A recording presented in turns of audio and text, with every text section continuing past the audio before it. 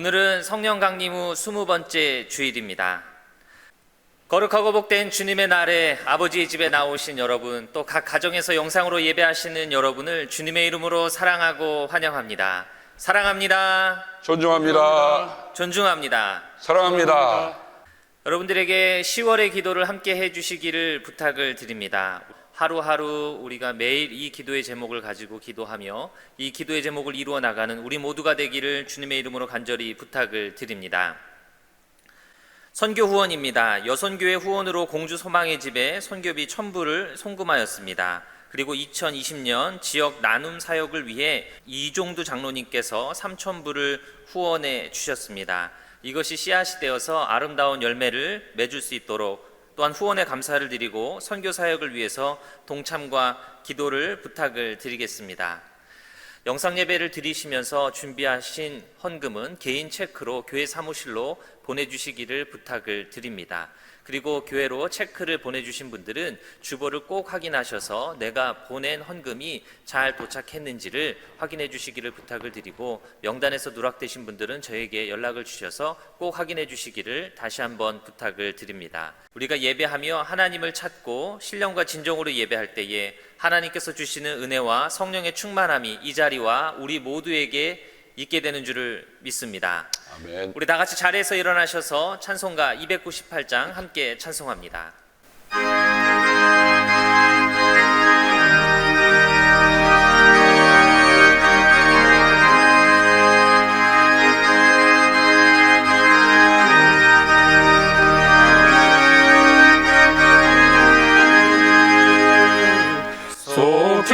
속죄하신 구세주를 내가 찬송하리라. 내게 자유 주시려고 주가 고난 당했네. 그 신사랑 찬양하리. 나의 죄 사려고 십자가에 죽임 당한 나의 주 찬양하리.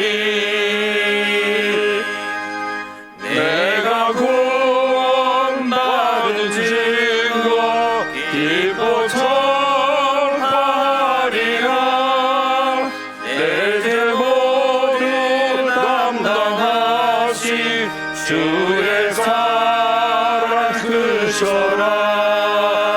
크신 사랑 찬양하리. 나의 죄 사하려고 십자가에 죽임 당한 나의 주 찬양하리. 승리하신 구세주를 내가 찬송하리라. 죄와 죽음 지옥 권세 주가 모두 이겼네. 크신 사랑 찬양하리. 나의 죄 사하려고 십자가에 죽임 당한 나의 주 찬양하리.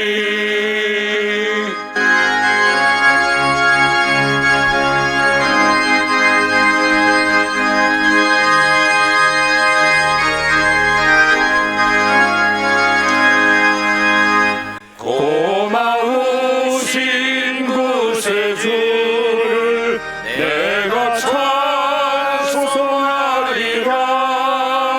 죽음에서 생명으로 나를 인도하셨네. 크신 사랑 찬양하리. 나의 죄 사하려고 십자가에 죽임 당한 나의 주 찬양하리.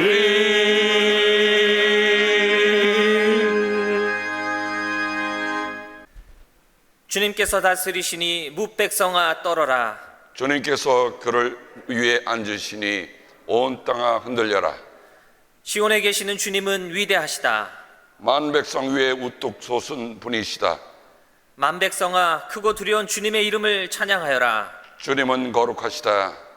그분의 발등상 아래 엎드려 절하여라. 주님은 거룩하시다. 우리의 주 하나님을 찬양하여라. 주님은 거룩하시다. 그 거룩한 산에서 그분을 경배하여라. 주 우리 하나님은 거룩하시다. 아멘. 사도신경으로 우리의 신앙을 고백합니다.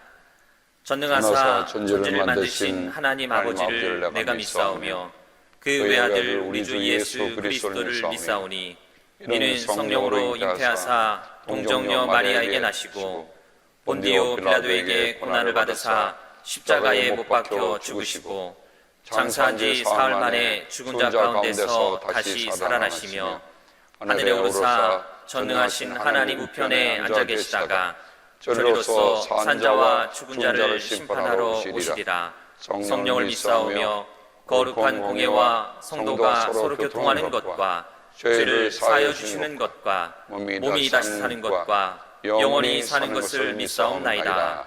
아멘.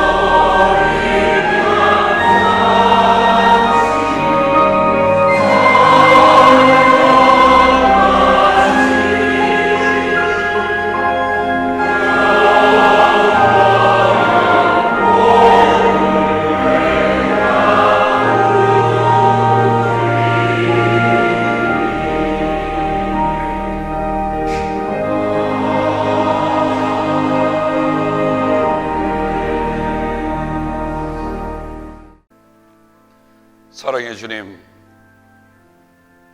오늘도 주님의 사랑이 우리를 강권하여 주님의 상 앞에 모였습니다. 세상의 다른 것은 다 잊어버린다 할지라도 하나님이 우리를 사랑하시고 주님이 우리를 사랑하셔서 십자가에 못 박히셔 죽으신 그 사랑만큼은 결코 잊을 수 없음을 우리가 이 성찬을 나누며 고백하며 선언하게 하시니 감사를 드립니다. 흔들리는 세상 속에서도 흔들림 없는 믿음으로 살도록 우리를 촉구하시는 성령님, 오늘 이 성찬과 저희들을 위해 함께하여 주셔서 정말 우리가 믿음으로 살아가는 하나님의 파트너로 살아가도록 인도하여 주시옵소서. 고마우신 예수님의 이름으로 감사하며 기도합니다. 아멘.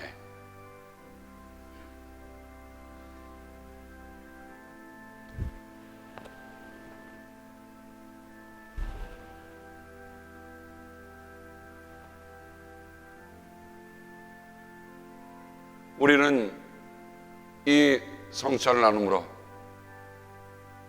그리스도의 십자가의 사랑을 기억합니다.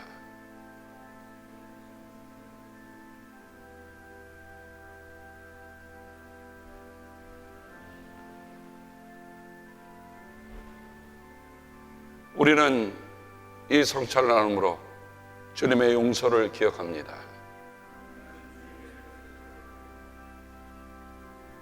함께 주님의 기도로 기도합니다. 하늘에 계신 우리 아버지, 이름이 거룩히 여김을 받으시오며 나라가 임하옵시며 뜻이 하늘에서 이룬 것 같이 땅에서도 이루어지이다. 오늘 우리에게 일용할 양식을 주옵시고 우리가 우리에게 죄 지은 자를 사하여 준 것 같이 우리의 죄를 사하여 주옵시고 우리를 시험에 들지 말게 하옵시며 다만 악에서 구하옵소서.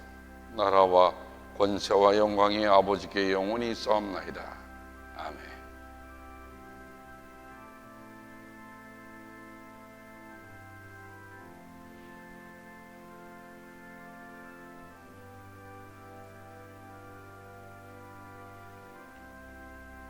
그리스도의 문.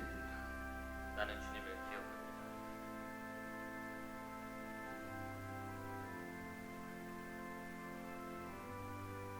나는 주님의 용서를 기억합니다.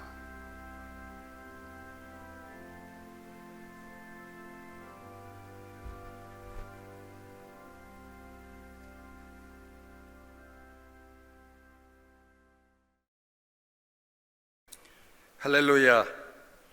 천지 만물을 지으시고 섭리하시는 창조주 하나님, 찬양과 경배를 드립니다. 오늘도 새로운 한 주간을 열어주시고 사랑하는 믿음의 형제들 함께하여 주셔서 찬양과 말씀으로 은혜의 재단을 쌓을 수 있음을 감사드립니다. 지난 한 주간도 복잡하고 어려운 세상 삶 속에서 이런 모양 저런 모양으로 아버지의 영광을 가리었던 저희들, 이 시간 돌아보게 하시고 회개하고 용서받게 하시옵소서. 보혈의 능력으로 깨끗게 하여 주시옵소서. 고난 중에도 위로받게 하시고 환난 중에도 은혜로 인도하시는 좋으신 주님, 오늘도 우리의 형제들 가운데 육신의 연약함이나 심령의 공고함으로 인하여 은혜의 자리에 함께하지 못하는 심령들 있습니다.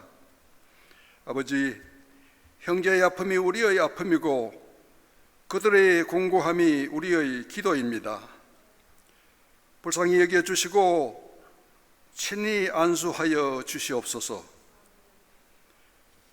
육신의 연약함을 치유하여 주시옵시고 곤고함을 위로하여 주시옵소서. 믿음, 소망, 사랑 가운데 사랑이 제일이라 말씀하신 주님, 지금 우리가 겪고 있는 세계적인 재앙 속에서 견디기 힘든 두려움이 우리의 가슴을 식어가게 하고 사랑의 실천과 사랑을 행하는 마음이 식어가는 우리를 긍휼히 보시고 새 힘, 새 마음으로 기도의 끈을 놓지 않는 우리 되게 인도하시옵소서. 그리하여 하늘나라에 소망을 두고 확고한 인내로서 힘들고 어려운 세상을 이겨내고 승리하는 우리 모두 되게 하시옵소서. 오늘도 우리의 예배를 기뻐 받으시는 주님, 이 시간 아버지의 귀한 종 림학준 목사님, 김정두 목사님을 인하여 감사드립니다. 8개월이 넘는 어렵고 긴 재앙 속에서도 단 한 주간도 주일 예배를 빠뜨리지 않고 제단을 쌓으며 또한 매일매일 새벽 기도의 제단을 눈물로 인도해온 아버지의 충성된 종을 인하여 진심으로 감사와 존경을 드립니다. 아버지여, 몸된 교회와 사랑하는 믿음의 성도들을 위해 무릎 꿇고 기도하고 눈물로 간구하는 우리 교회가 얼마나 큰 사랑이요, 얼마나 큰 은혜요, 얼마나 큰 축복인 것을 더욱 감사드립니다. 지금껏 우리 교인 어느 한 분도 코로나 바이러스에서 모두 지켜주셨음은 간절한 기도의 응답이요 아버지의 사랑이었음을 우리 모두 감사하고 또 감사합니다. 이제 참된 종을 통하여 선포하시는 하늘의 메시지를 받습니다. 말씀 위에 성령의 권능이 임하시어 아버지의 긍휼하심과 풍성한 은혜가 넘치게 하시옵소서. 그리하여 목마르고 갈급한 영혼들 하늘의 신령함과 소망으로 가득하게 하시옵소서. 우리를 죄에서 구원하신 하나님의 아들 예수님 이름으로 기도합니다. 아멘. 아멘.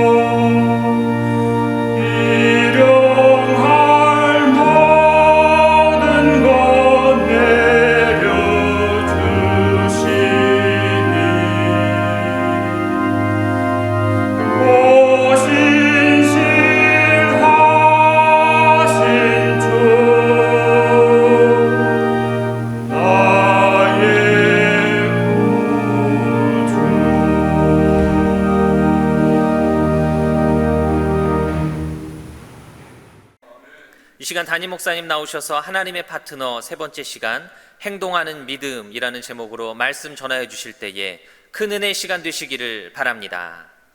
말씀을 준비하다 보면 전혀 생각지 않은 곳에서 그런 어떤 인사이트를 받을 때가 있습니다.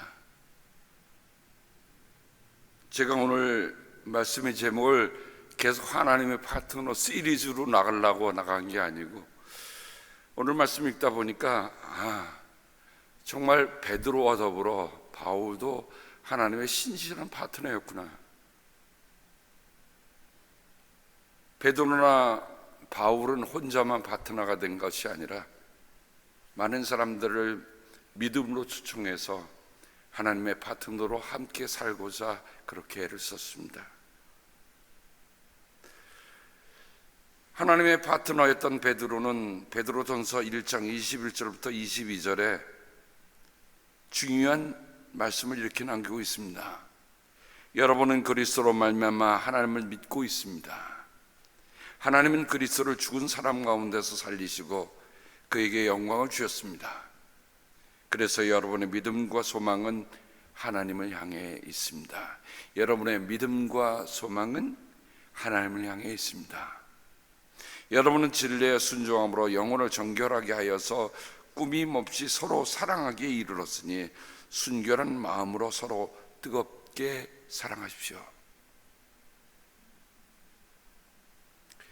베드로도 유대인이었습니다. 바울도 유대인이었습니다. 아마 유대인들의 삶 속에는 이 3이라고 하는 숫자는 하늘의 완전수라고 비길 만큼 중요한 숫자입니다. 그래서 그리스도께서 전해주신 진리의 말씀을 세 가지 단어로 요약한다고 할 때 바로 베드로도 여기 보면 믿음, 소망, 그리고 사랑을 얘기하고 있습니다. 어찌 보면 믿음과 소망과 사랑은 베드로뿐만 아니라 바울에게 있어서도 중요한 메시지의 핵심 주제인 것을 우리가 보게 됩니다. 갈라디아서 5장에 보면 그리스도의 파트너였던 바울은 그러나 우리는 성령을 힘입어서 믿음으로 의롭다고 하심을 받을 소망을 간절히 기다리고 있습니다. 그리스도 예수 안에서는 할례를 받거나 안 받는 것이 문제가 되는 것이 아닙니다. 가장 중요한 것은 믿음이 사랑을 통하여 일하는 것입니다. 저는 믿음, 소망, 사랑이라고 하는 이 신약에 나타난 아주 중요한 가르침 가운데 사도 바울이 그렇다고 한다면 가장 중요한 게 뭐냐? 믿음이 사랑을 통하여 일하는 것입니다. 믿음이 그냥 어떤 굳어 있는 상태로 명사형으로 남아있는 게 아니라 믿음이 사랑을 통하여 일하는 것이다. 여러분, 영화를 우리가 크랭크인 한다고 그러죠. 그래서 그 준비를 다 마치고 나서 레디 한 다음에 감독이 이렇게 외칩니다. 액션! 그러면 준비했던 그 배우들이 액션을 취하면서 그 영화가 진행이 됩니다. 어찌 보면 하나님이 우리를 향해서 주셨던 그런 모든 믿음과 소망과 사랑이 준비되어 있을 때 가장 중요한 것은 우리가 무슨 소리를 듣는 거냐? 하나님께서 오늘 뭐 하라고요? 액션! 그래서 영어 제목으로는 오늘 제가 제목을 Faith in Action, 믿음이 사랑을 통해 일하는 것. 나 믿음 가지고 있다라는 것으로 끝나지 말고, 나 믿음 좋다라는 것으로 그거 끝나지 말고, 그 믿음이 어떻게 우리의 삶 속에 구체적으로 활동하고 구체적으로 역사하는 건가 하는 것을 우리가 깊이 살기를 바랍니다. 이번 주에 저는 우리 사랑하는 권사님 한 분으로부터 큰 감동을 받았어요. 9개월 동안 교회를 한 번도 못 나오셨어요. 몸이 사실은 이제 연세가 많으시면서 몸이 불편하십니다. 그래서 걸으시는 것도 좀 이렇게 다른 사람보다는 아마 2배 정도 더 힘이 드실 것 같습니다. 근데 지난 주간에 뜨거운 대낮에 이분이 그 거리를 아마 제 걸음이면 15분 걸을 수 있을까? 30분. 근데 그분에게는 1시간 되는 거리였어요. 1시간 되는 거리를 걸어와서 이분이 11조를 9개월치를 하고 가신 거예요. 여러분 아시겠습니다만 제가 여러분에게 11조를 내라고 말씀드린 적이 있었나요? 근데 그 권사님은 하나님과의 약속, 내가 하나님 앞에서 신앙생활 하러 간다. 그러니 자녀들이 엄마 지금 교회 가시면 안 돼요. 지금은 위험한 때입니다. 그러니까 권사님 기다리시다가 9개월이 됐는데 아마 그날따라 우리 권사님 마음속에 하나님께서 그 마음을 주신 것 같아요. 액션!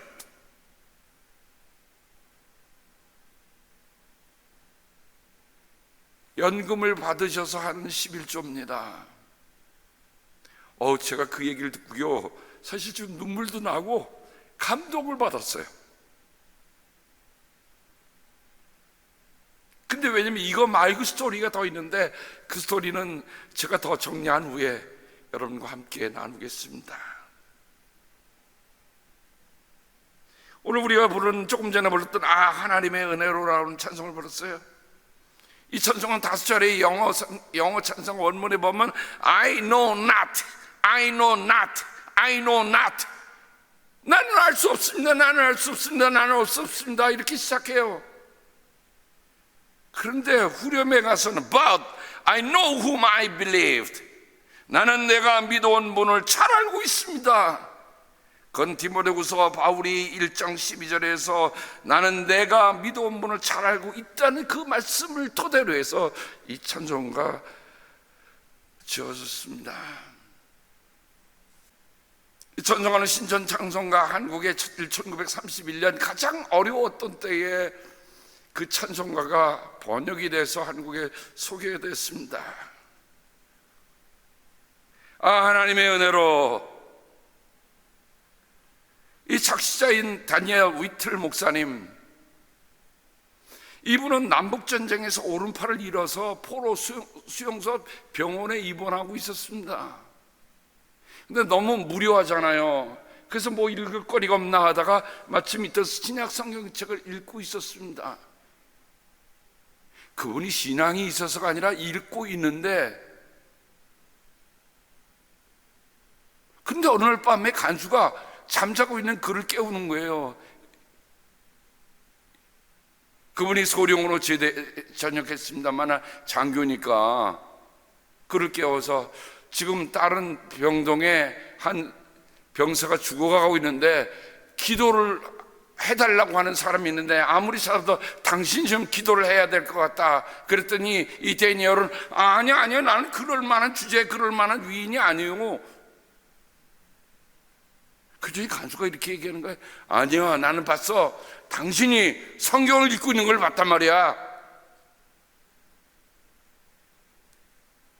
그래서 이 다니엘은 가봤더니 소년병입니다. 소년병이 이제 막 숨이 끊어질 듯한 그때에 눈을 보면서 그에게 기도를 요청하는데 이 다니엘은 생전 처음 그런 기도를 드리기 시작했습니다. 그 병사의 손을 잡고 무릎을 꿇고 짤막한 말로 먼저 내 죄를 고백하고 용서해달라고 그리스도께 기도하였습니다. 나는 즉시 주님께서 내 죄를 용서하여 주심을 믿게 되었습니다. 그리고 나는 그 소년을 위해 간절히 기도하였습니다. 두려움에 울부짖던 소년은 내가 하나님의 구원의 약속을 믿게 해주소서 하고 기도하자 순간 조용해지더니 내 손을 꽉 잡았습니다. 내가 꿇었던 무릎을 펴고 일어나자 그는 이미 죽어 있었습니다. 그의 눈물 어린 얼굴에는 평안이 가득하였습니다. 나는 믿을 수가 없었지만 굳게 믿었습니다. 하나님께서는 그에게 그리스도를 알려주시기 위하여 나를 강제로 이끄신 것입니다. 그리고 나를 통하여 그리스도의 보혈의 공로로 죄 사함을 선포하신 것입니다. 나는 하늘나라에서 그 소년을 만나기를 고대합니다.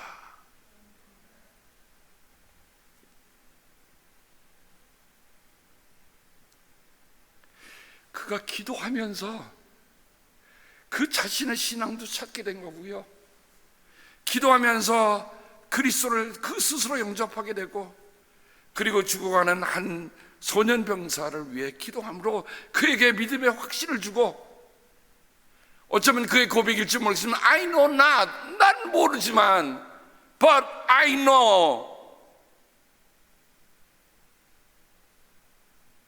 전쟁 후 그는 10년 동안 시계회사에서 일을 하다가 무디 복음전도전에 가입을 합니다.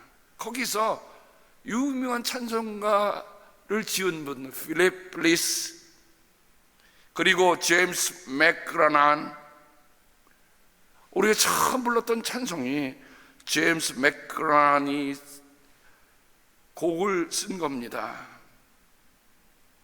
그리고 그의 딸 메이 무디가 됐는데요, 바로 무디 목사님의 며느리가 됐습니다.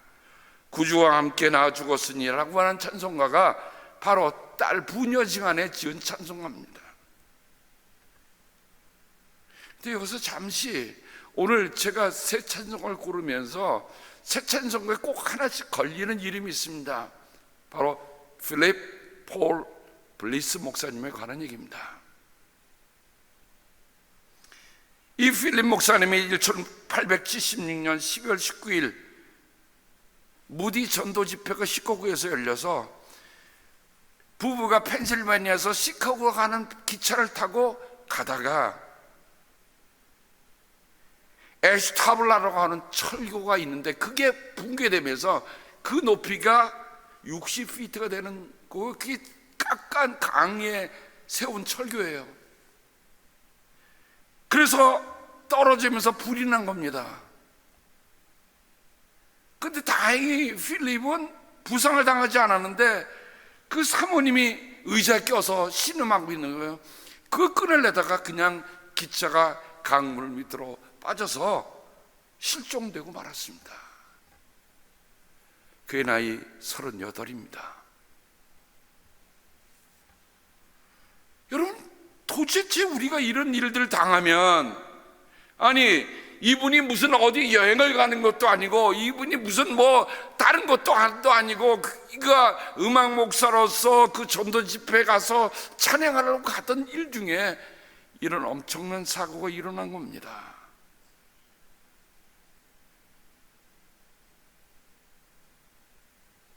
그 소식을 듣고 시카고에서 바로 제임스 맥그라난 목사님과 그 다음에 조금 전에 말한 데니얼 위틀 그 목사님이 현장에 달려와서, 찾을 수가 있습니까? 시신도 못 건졌지요.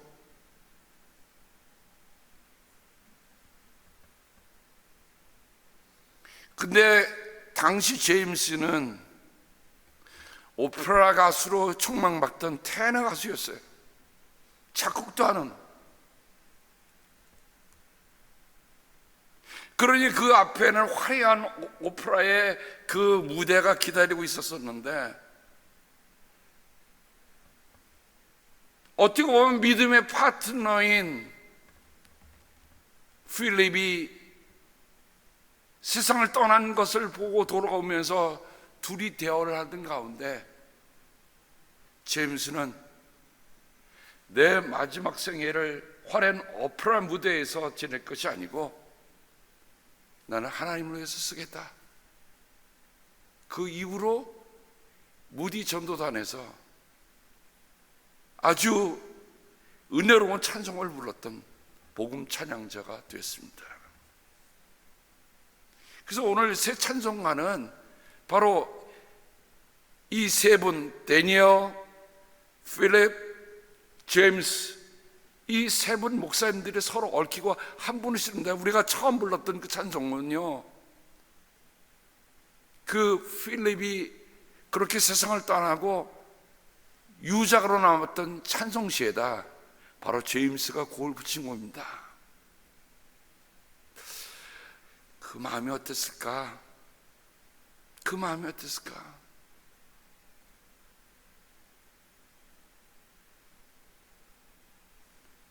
데살로니가전서는 바울의 첫 번째 편지입니다. 50년경 썼다고 하지요. 빌립보 감옥에서 엄청난 체험을 했습니다.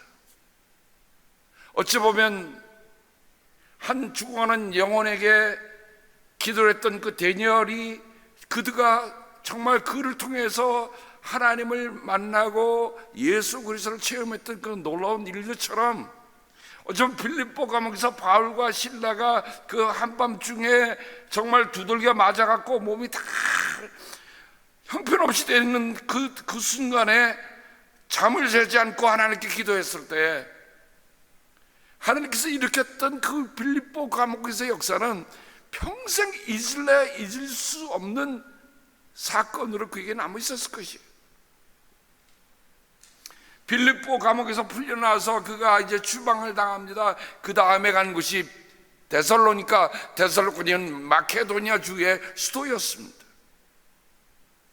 거기서도 오래 있지 못했지만 한 달여 동안 성경에 3주라고 얘기하고 있습니다만 3주보다 조금 더 있을지 그거는 중요한 것은 아닙니다. 하여간 짧은 기간에 전도하고 아테네로 떠나온 바울은 그 데살로니가 교회 성도들이 그 변화를 보면서 그 마음이 스스로 뜨거워져서 그들을 다시 보고 싶은 마음인데 그래서 디모데를 보낸 거예요.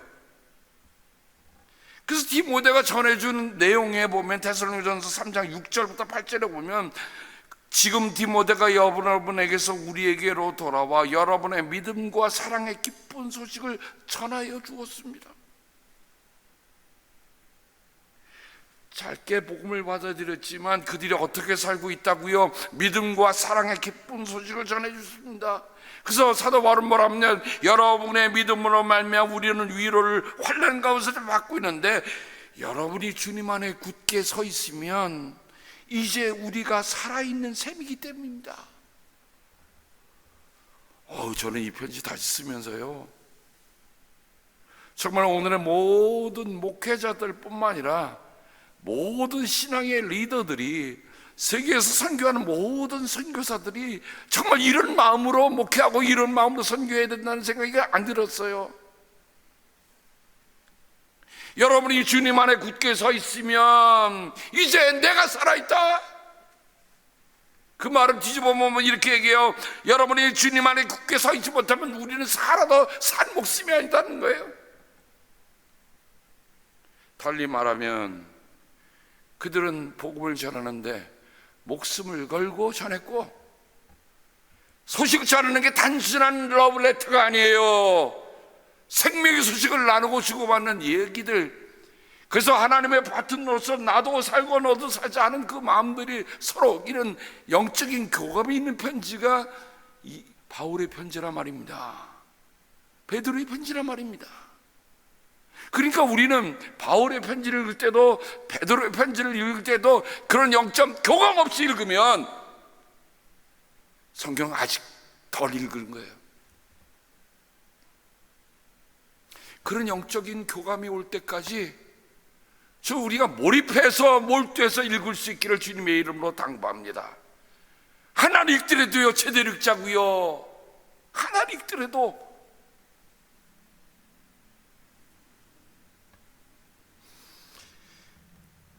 바울은 오늘 데살로니가전서 3장에도 믿음과 소망과 사랑에 대한 얘기를 다시 이렇게 얘기합니다. 우리가 여러분을 사랑하는 것 같이 주님께서 여러분끼리 서로 나누는 사랑과 모든 사람이 베푸는 여러분의 사랑을 풍성하게 하고 넘치게 해주시를 빕니다. 어느 때까지요? 우리 주님 예수께서 자기의 모든 성도들과 함께 오실 때까지. 우리 신앙은 언제까지 하는 겁니까? 주님 다시 오실 때까지 하는 거예요. 주님 다시 오실 때까지 하는 거예요. 그러니까 믿음의 여정이라고 하는 건 가다가 아예 그만하자 이런 게 아니에요. 우리의 삶에 어떤 일이 어떻게 일어날지는 아무도 모르는 일입니다. 그렇다고 한다면 바울이 오늘 첫 번째 편지 속에서 우리는 하나님 우리 아버지 앞에서 여러분의 믿음의 행위와 사랑의 수고와 우리 주 예수 그리스도께 둔 소망을 굳게 지키는 인내를 언제나 기억하고 있습니다. 저는 이 기억하고 있다는 말을 이렇게 유심히 생각해 보면서 이런 생각이 들었어요. 뭐냐면 우리가 믿음의 행위, 사랑의 수고, 소망의 인내라고 하는 것은 기억나는 거다. 기억나게 해야 되는 거다. 그 말은 뭐예요? 깊은 인상을 주는 것이 기억이 나죠. 그 말은 뭐예요? 그리스도인에서 구별할 수 있고 그리스도인에서 식별이 될 수 있고 그리스도의 표지가 바로 믿음, 소망, 사랑이다. 아멘. 그러니까 우리가 세상에 살면서도 우리의 믿음, 소망, 사랑이라는 것이 분명한 표지판이 돼야 돼.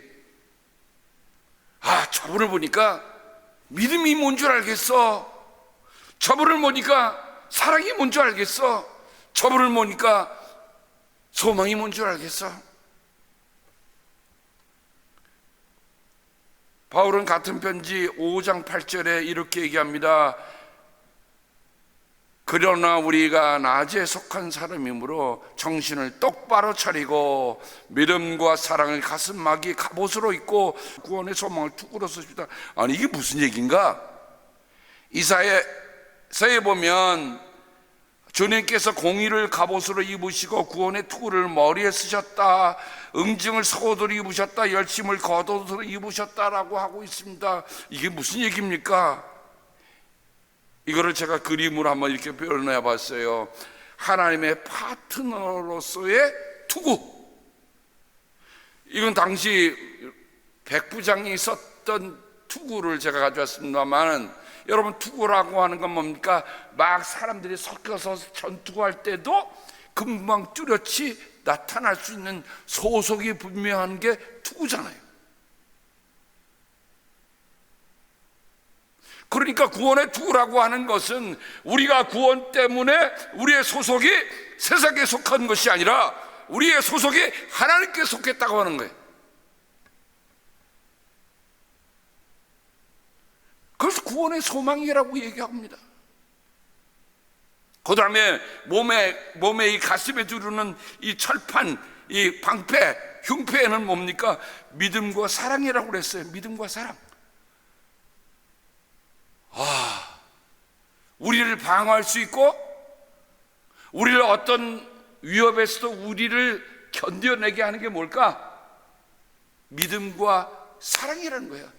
아무리 세상이 우리를 힘들게 하고 세상이 우리를 노리고 세상이 우리를 쪼고 세상이 우리를 힘들게 하고 세상이 우리를 욕하더라 할지라도 하나님의 파트너들은 뭐로 무장하라고 있어요?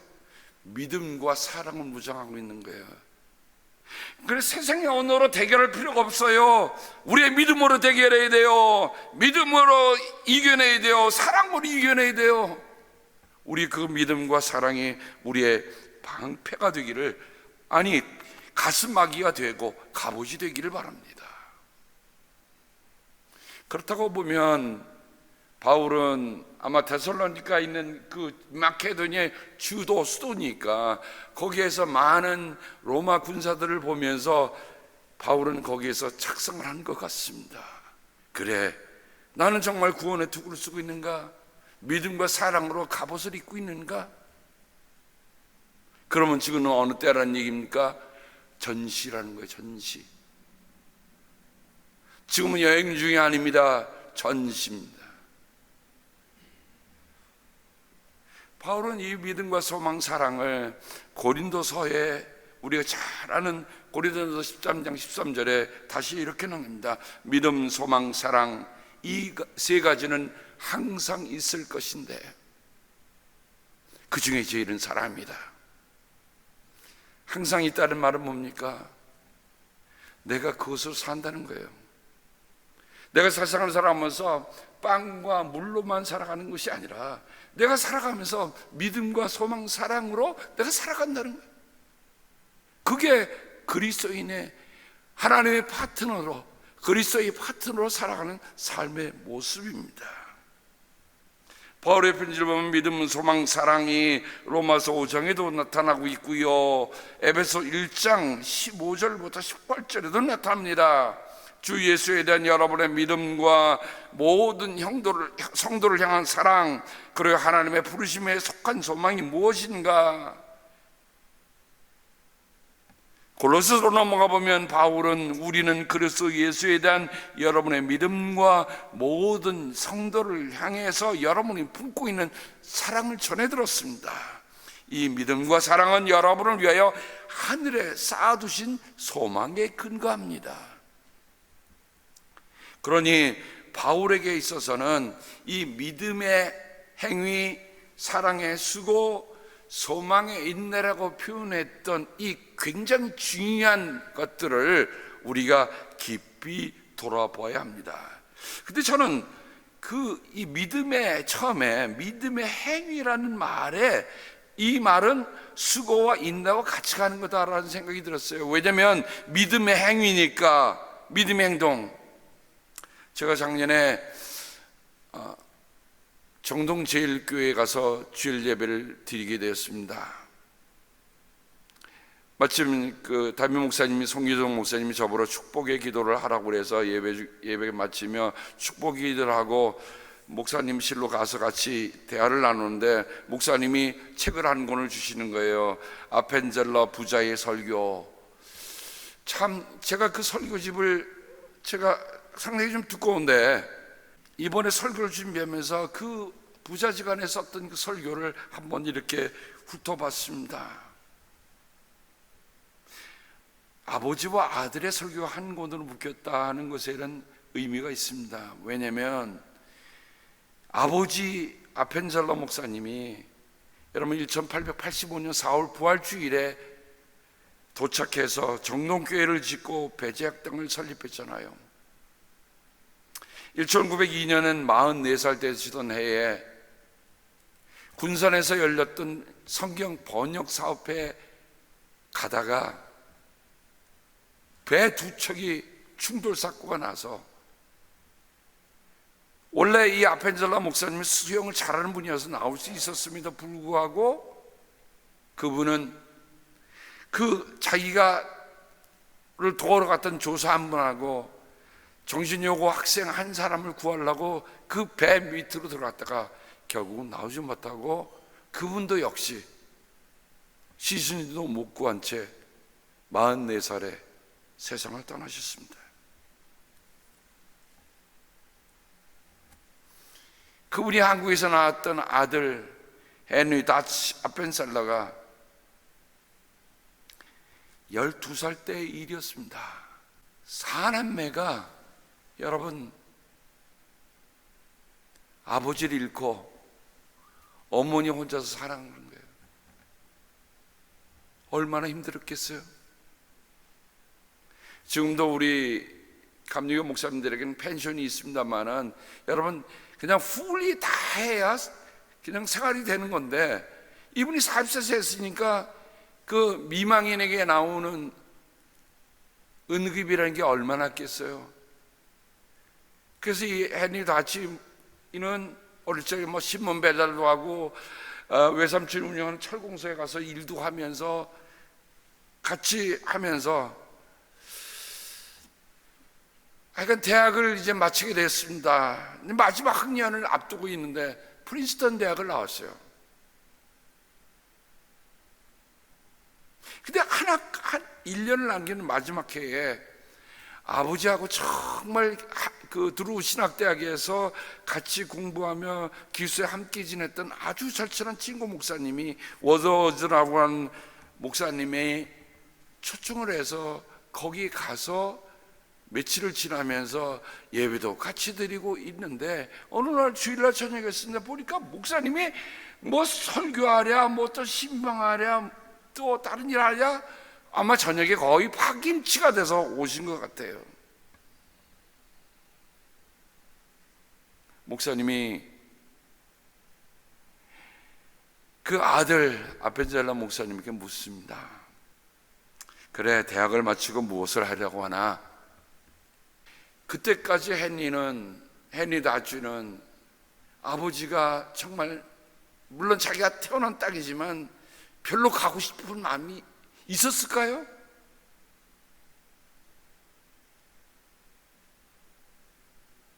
그래서 자기는 목사나 선교사가 되겠다는 건 아예 접어놨어. 그냥 나는 굿 비즈니스맨, 굿맨이 돼서 돈 벌어서 그냥 선한 일 하겠다 하는 생각만 갖고 있었던 그때입니다.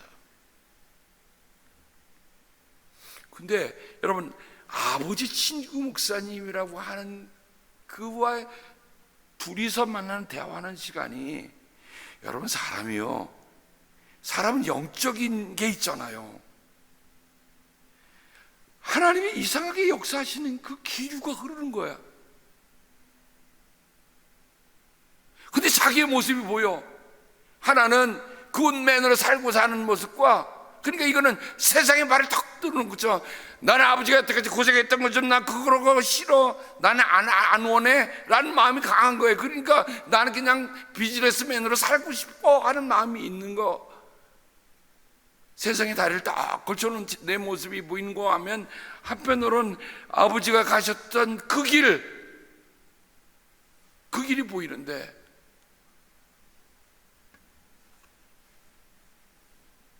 여태까지 그 두 개가 내가 눈에 딱 보이는 건 그날이 처음이었어요. 그분이 쓴 글에 하면 I must decide.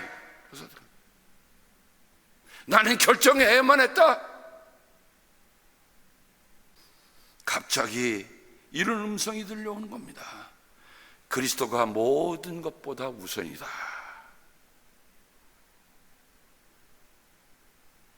그때 그 음성을 듣는 순간에 그는 하나님께 순절같이 그렇게 얘기합니다. 아니, 아버지 목사님 믿는데 그 대화는 그렇게 시작된 거야.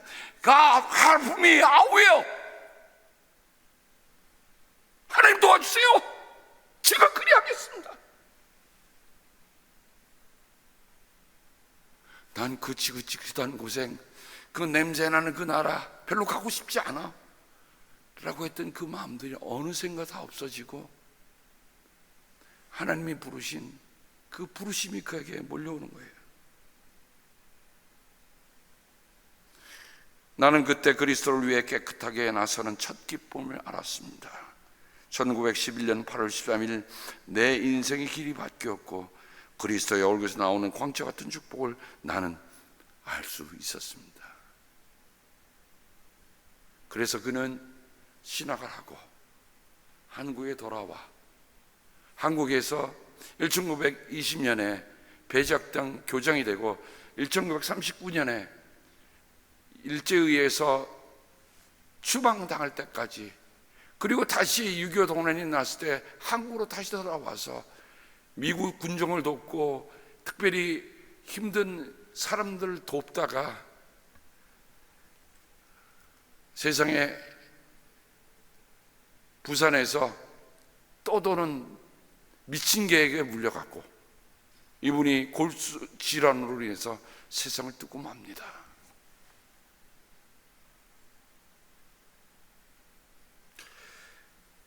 여러분, 우리가 하나님을 위해서 최선을 다하고자 할 때 우리가 생각지 않았던 일들이 우리에게 일어날 때가 있어요. 하나님, 저들이 그렇게 하나님에게 마음을 붓고 와서 그렇게 했는데, 아니 왜 한 분은 바닷속에서, 한 분은 미친 개에 물려서 부자가 그렇게 다 떠나야 합니까?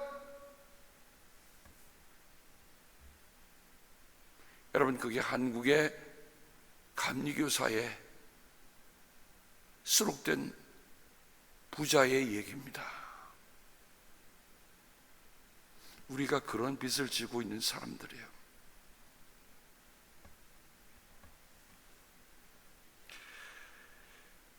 말씀을 준비하는데 이번에 참 역시 고민이 많이 됐습니다. 왜? 아까 말한 데니엘과 필립과 그리고 그 친구의 얘기를 이렇게 보면서도 참 어떻게 그렇게 열차 사고로 또 세상을 떠나지?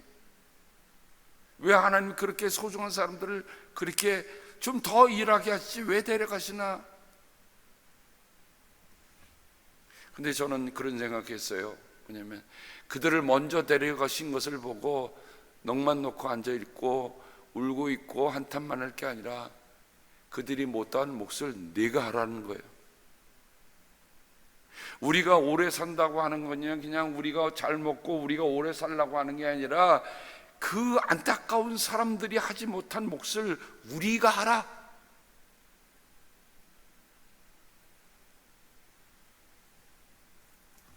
말씀을 준비하는데 집사님 한 분이 시스터 백이라고 하는 기사를 저기 딱 버리셨어요. 여러분 혹시 들으셨습니까? 2020년 8월에. 근데 저는 이 시스터 백을 이분은 지금 말라위에서 의료 선교사로, 간호사로, 너싱 프랙티셔너로 일하고 계시는 분입니다. 근데 저 스토리 한 번쯤 꼭 읽어보시면 좋을 것 같아요. 27살에 의료 선교사로 자청해서 처음에 케냐로 갔다가 그 다음에 더 어려운 곳이었는 말라위로 갔습니다.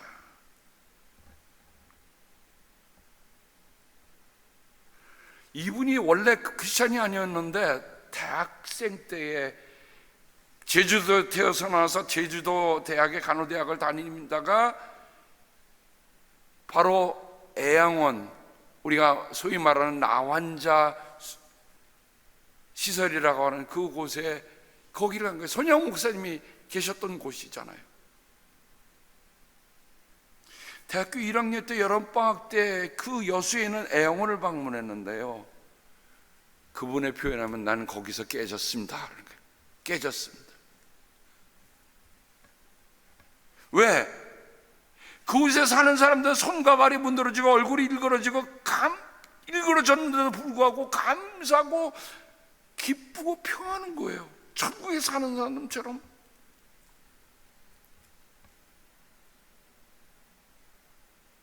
여러분 만약에 여러분 코 없어지고 일그러진 사람들을 보면 여러분 어떡하시겠어요? 아이고 뭐니나 그렇게 하고 피하시겠습니까? 아니에요. 근데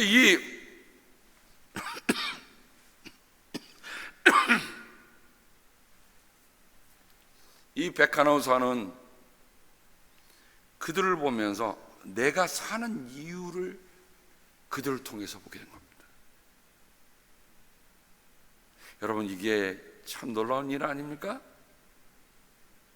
사람들이 꺼려하고 사람들이 가기 어려워하고 사람들이 하기 어려운 일들을 통해서 나는 별로 이 사람을 만나고 싶지 않는다고 하는 그 사람들을 통해서 하나님이 그에게 삶의 이유를 가르친단 말이에요. 산다는 것은 사랑하는 거구나. 내가 그 사랑을 실천하는 거로 내가 지금 간호대학을 다니고 있구나.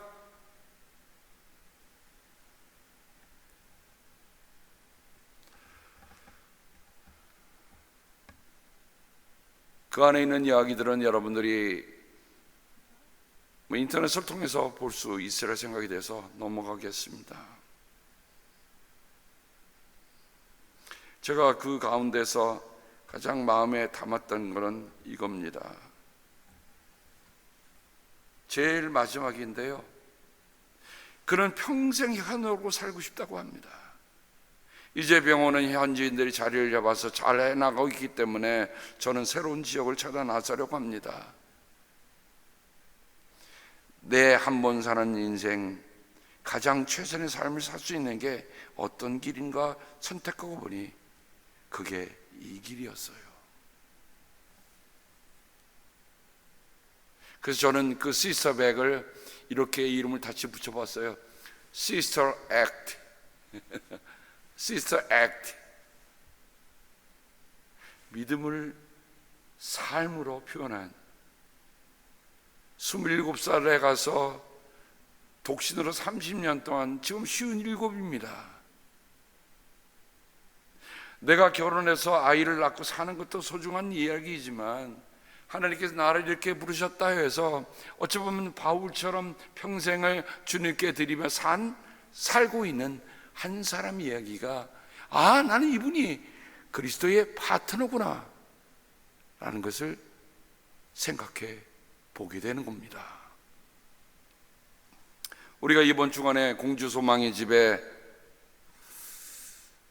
여성교회에서 우리 선교비를 또 보내셨습니다. 고맙습니다. 우리가 20년이 넘게 그 일을 쭉 진행하고 있지 않아요? 진행하고 있어요. 저는 하다가 많은 그런 거 말고 우리가 함께 마음을 모았으면, 아까 그 시스터 백이 30년 동안 그 아프리카 선교 안무로 드디어 정말 그런 상을 받으면 다 또 학교를 짓고 도서관을 짓는 데 쓰더라고요. 공주 소망의 집에도 독신으로 30년간 섬기는 고진숙 원장이 있습니다. 그분도 전 하나님의 파트너라고 얘기하고 싶습니다. 사진 가운데 하얀 옷을 입고 있는 분이 바로 제2대 고진숙 원장입니다. 여인의 꿈이 뭘까요? 여인의 꿈보다도 더 소중한 것은 하나님의 꿈을 꾸는 사람들입니다. 그러면 목사님, 이 나이에 제가 아프리카로 갑니까? 공주 소망의 집에 갑니까? 여러분 혹시 저에게 물어보시면 저는 이렇게 대답을 드리고 싶습니다. 하나님의 파트너를 도우며 믿음으로 살아가면 우리 또한 하나님의 파트너입니다. 아멘. 우리가 지금 몽골이나 또 다른 곳에 있는 그런 선교사를 돕는 것도 결국 우리가 하나님의 파트너로서 우리가 함께 살아가는 일입니다. 믿음으로 살면 믿음이 일하게 되어 있습니다. 사랑으로 살면 사랑이 일합니다. 소망으로 살면 소망이 일합니다. Sister act, brother act. 그 사람이 바로 나입니다 라고 우리가 그렇게 선언하고 걸어가는 우리를 모두가 되기를 주님의 이름으로 축복합니다. 하나님 아버지 감사합니다. 찬송 하나하나에도, 그리고 선교 행적 하나하나에도, 바울의 편지 하나하나에도, 베드로의 편지 하나하나에도 하나님의 파트너로 살아간 삶의 흔적들이 눈물나게 진하게 남아있는 것을 보니 하나님, 그냥 스쳐 지나갈 수가 없습니다.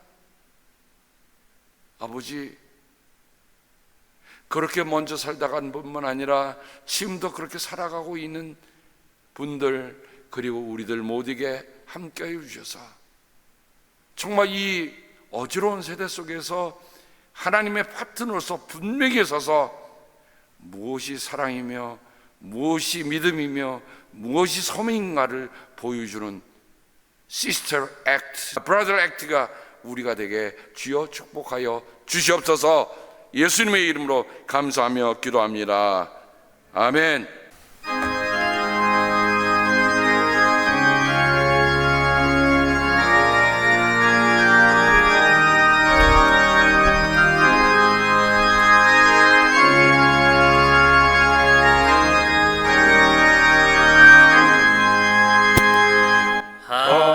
하나님의 진리인데 길이 빛나는 우리들도 든든해요. 주의 사랑 비추세. 우리 전부를 켜서 험한 바람 비추세. 물에 빠져 헤매는 이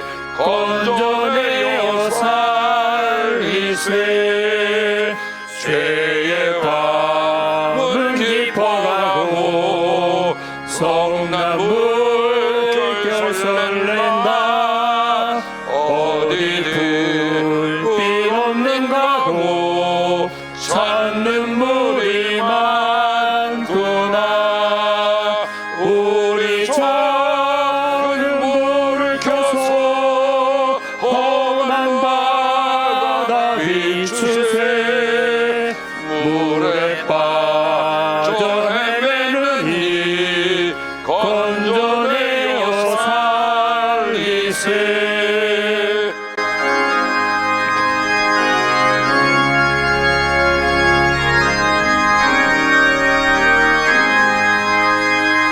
너의 등불 돋우어라. 거친 바다 비춰라. 빛을 찾아 헤매는 이 생명선에 건져라. 우리 작은 불을 켜서 험한 바다 비추세.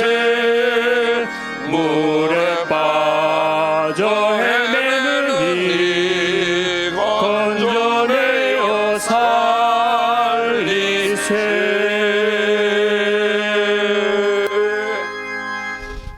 하나님 아버지, 비록 우리가 원하는 생을 fully 다 살지 못했다 할지라도 하나님이 주어진 삶 정말 다 태우고 살다간 이들의 이야기는 하나님의 파트너로 사는 것이 뭔가 하는 것에 대한 우리에게 새로운 영감과 도전을 주는 것에 감사를 드립니다. 하나님, 우리 또한 우리에게 주어진 삶 정말 최선을 다해 살아갈 수 있도록 도와주시고 우리의 삶에 믿음과 소망이 그냥 배어나오는 삶이 되게 인도하여 주시옵소서. 이곳에 주의 사랑하는 성도들이 주님 앞에 구별해 드리는 예물이 있습니다. 아버지, 이 어려운 때에 11조의 축복을 주셔서 고맙습니다. 아버지, 끝까지 주님만 바라보며 살겠습니다. 주님만이 전부입니다. 아버지 고맙습니다. 11조를 드리오니 주님 기억하시고 받아주시옵소서. 주님의 은혜로 11조를 드림을 감사합니다. 아버지, 믿음이 액션하는 사람이 되도록 노력하겠습니다. 도와주십시오. 아버지 고맙습니다. 우러러 주님께 주님의 말씀을 따라 구합니다. 주님께서 복을 주시고 지켜주시며 주님께서 밝은 얼굴로 대해주시며 은혜를 베풀어 주시고 주님께서 고이 보셔서 평화 주시기를 하나님의 파트너로서 믿음과 소망을 사랑을 표주로 삼가는 우리들 모두에게 함께 하셨기를 간절히 축복하며 기도합니다. 아멘. 아버지